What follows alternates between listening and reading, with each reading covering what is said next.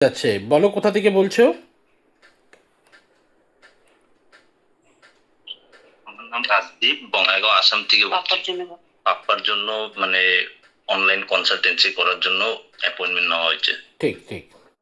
রাজদীপ, একদম আসামের বুকেই বলে দেওয়া হলো যে একদম পূর্ব দিক বরাবর তোমাদের একটা দরজা বেরোনোর আছে, সেখানেই নীল রঙের শার্ট ঝুলছে, সেটাই পাওয়া হ্যাঁ, গেল তো? হ্যাঁ, ঠিক। ফাইনালি চলে আসলাম রাজদীপ, রাজদীপের মা অলরেডি আছে, আমরা আজকে আলোচনা করলাম। আজকে সবচেয়ে একটা অদ্ভুত প্রেডিকশন বলা হলো যে একটা গোপাল ঠাকুরের একটা জিনিস এসেছে, যেটা গোপাল ঠাকুর আচ্ছা ভেঙে গেছে, গুরুজি, সেটাও মিলেছে তো? গোপাল ঠাকুর, হ্যাঁ, হ্যাঁ, গোপাল ঠাকুরের ফটোটা কি জলে দিয়ে দিব?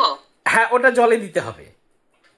হ্যাঁ, আচ্ছা আচ্ছা, ওইটা কি ওই মানে আমার বড় যাকে বলবো জলে সরাসরি আমরা বললাম যে একটা গোপাল ঠাকুরের জিনিস আসছিল রাজদীপ, এবং মাকেও বলা হলো, এবং সেটা ভেঙে গেছিল, এবং ঘরের কোন কোনায় একটা অদ্ভুত রঙের জিনিস আছে, এবং আজকেই দুটো কাঠের টুকরার উপরেই বাবার অসুস্থর কাপড় কাচা হয়েছিল, সেটা পর্যন্ত বলে দেওয়া হয়েছে, যেটা বিগত দিনে করেনি, আজকেই করেছে, সেটা বলা হলো, সেটাও মিলেছে।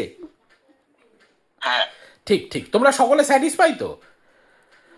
হ্যাঁ, হ্যাঁ, ঠিক ঠিক আছে, তোমরা সকলে ভালো থাকো, আনন্দে থাকো এবং সুখে থাকো।